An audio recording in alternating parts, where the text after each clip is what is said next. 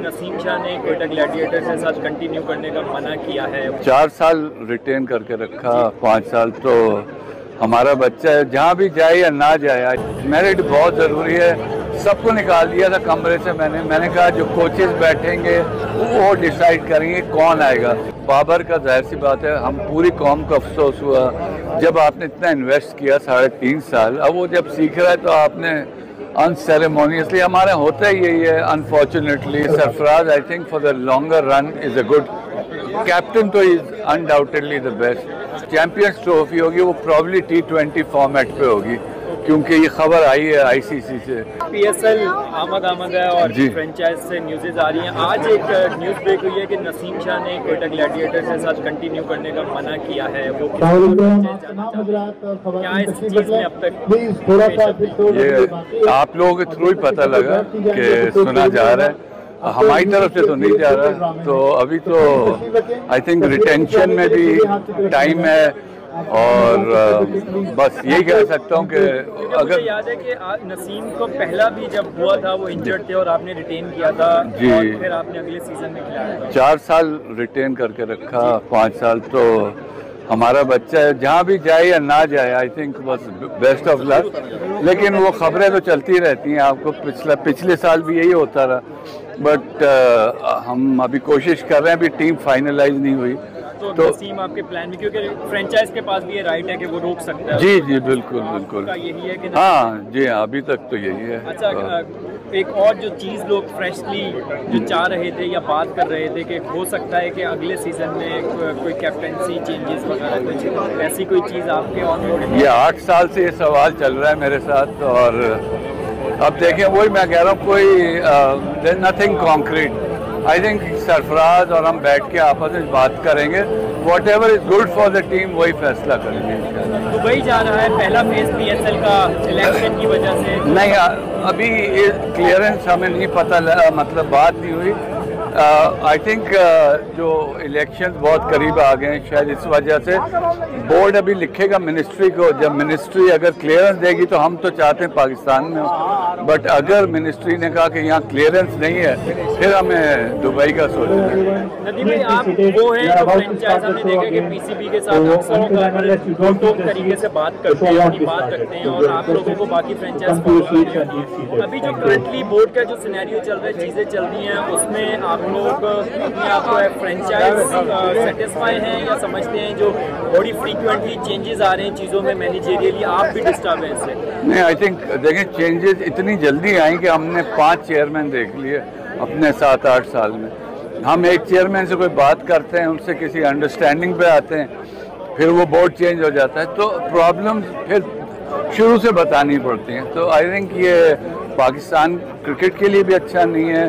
Continuation जब नहीं होगी, कहीं भी पॉलिसीज़ में नहीं होगी, तो आप देखें जो हशर हो रहा है हमारा। So I hope sanity will prevail और हम लोग दोबारा से एक कंटिन्यूटी देखें। तो यही मेरी इनसे अपील भी है कि यार 3-4 साल आप पॉलिसीज़ चलने दें और 4 साल के बाद भी वही पॉलिसीज़ अगर अच्छी हैं तो उनको कंटिन्यू करें। KCC में आए आप और पाकिस्तान कायदे आज़म ट्रॉफी जीत ली, बहुत अरसे से नहीं हो पा रहा था और हमने देखा कि टीम ने बड़ा अच्छा किया और हमने देखा कि जो यंगस्टर और जो सीनियर प्लेयर को बड़ी अच्छी एक टीम बनाई गई। तो में क्या ऐसा आपके पास है कि कौन सा आपको तो PCB होना चाहिए जिस भी तरफ आप जाते हैं टीम सक्सेस में देखा कि इसी तरह PSL और देखा जाए। अल्हम्दुलिल्लाह, आप जो कह रहे हैं 11 साल बाद कराची टाइटल जीती है, हम अंडर 19 भी ट्रॉफी जीत गए और अब इंशाल्लाह आज शायद या कल हमारा सेमीफाइनल है वनडे कप जो हो रहा है।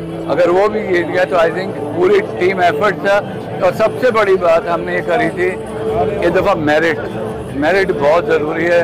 सबको निकाल दिया था कमरे से। मैंने कहा जो कोचेस बैठेंगे वो डिसाइड करेंगे कौन आएगा। फिर उनकी स्क्रूटनी हुई तो अल्हम्दुलिल्लाह अगर नीयत अच्छी होती तो अल्लाह ताला फल भी आता है।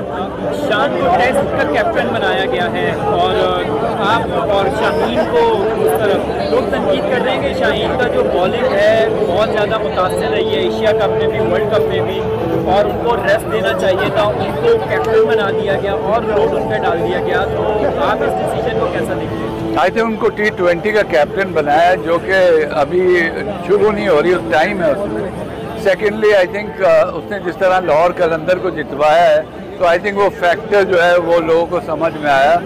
बट एक तरह आप सही कह रहे हैं कि फास्ट बॉलर है, प्रोन टू इंजरी है, तो वो एक मसला है। But I think he is a good captain. शान भी इसी तरह आई थिंक जितना पढ़ा लिखा और जितना वो गेम को समझता है।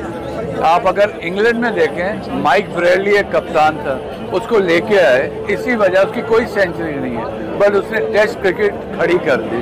तो आई थिंक शान में वो जरासीम है जो कैप्टन, एज अ कैप्टन।